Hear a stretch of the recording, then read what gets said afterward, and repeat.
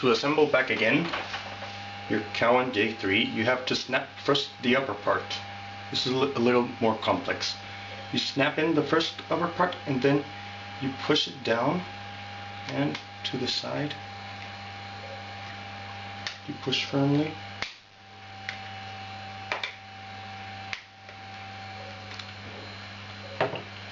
Making them all come back into place.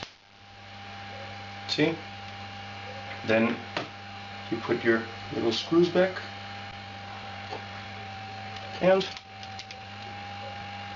you turn it back a little to not damage the plastic parts, and the cap snaps in with the little pull downwards.